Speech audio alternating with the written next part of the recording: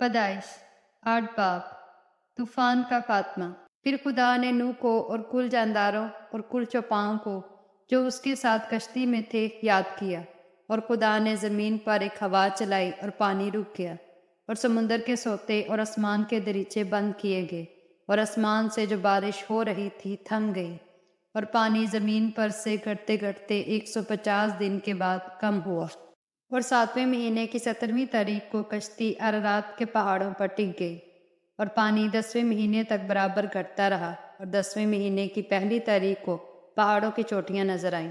और 40 दिन के बाद यूं हुआ कि नूह ने कश्ती की खिड़की जो उसने बनाई थी खोली और उसने एक कौवे को उड़ा दिया। सो वो निकला और जब तक कि जमीन पर से पानी सूख न गया इधर उधर फिरता रहा। फिर उसने एक कबूतरी अपने पास से उड़ा दी ताकि देखे कि जमीन पर पानी घटा या नहीं। पर कबूतरी ने पंजा टेकने की जगह ना पाई और उसके पास कश्ती को लौट आई क्योंकि तमाम रोए जमीन पर पानी था। तब उसने हाथ बढ़ाकर उससे ले लिया और अपने पास कश्ती में रखा और 7 दिन ठहर कर उसने उस कबूतरी को फिर कश्ती से उड़ा दिया। और वो कबूतरी शाम के वक्त उसके पास लौट आई और देखा तो जैतून की एक ताज़ा पत्ती उसकी चोंच में थी। तब नूह ने मालूम किया कि पानी जमीन पर से कम हो गया। तब वो 7 दिन और ठहरा। इसके बाद फिर उस कबूतरी को उड़ाया पर वो उसके पास फिर कभी न लौटी। और 600 पहले बरस के पहले महीने की पहली तारीख को यूं हुआ कि जमीन पर से पानी सूख गया और नूह ने कश्ती की छत खोली और देखा कि जमीन की सतह सूख गई है। और दूसरे महीने की 27वीं तारीख को जमीन बिल्कुल सूख गई।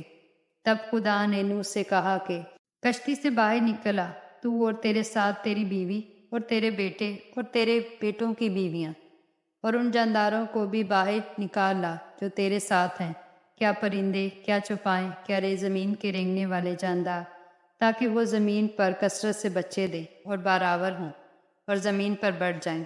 तब नूह अपनी बीवी और अपने बेटों और अपने बेटों की बीवियों के साथ बाहर निकला और सब जानवर, सब रेंगने वाले जानदार, सब परिंदे और सब जो जमीन पर चलते हैं अपनी अपनी जिन्स के साथ कश्ती से निकल गए। नूह कुर्बानी चढ़ाता है। तब नूह ने खुदावन के लिए एक मज़बा बनाया और सब पाक चौपाओं और पाक परिंदों में से थोड़े से लेकर उस मज़बा पर सौखनी कुर्बानी चढ़ाई। और खुदावन ने उसकी राहत अंगेज खुशबू ली। और खुदावन ने अपने दिल में कहा कि इंसान के सबब से मैं फिर कभी ज़मीन पर लानत नहीं भेजूंगा, क्योंकि इंसान के दिल का ख्याल लड़कपन से बुरा है। और ना फिर सब जानदारों को जैसा अब किया है मारूंगा, बल्कि जब तक ज़मीन कायम है बीज बोना और फसल काटना, सर्दी और तपश, गर्मी और जाड़ा दिनों रात मकूफ ना होंगे। कलाम के वसीला से खुदावंद आपको बरकत दे। आमीन।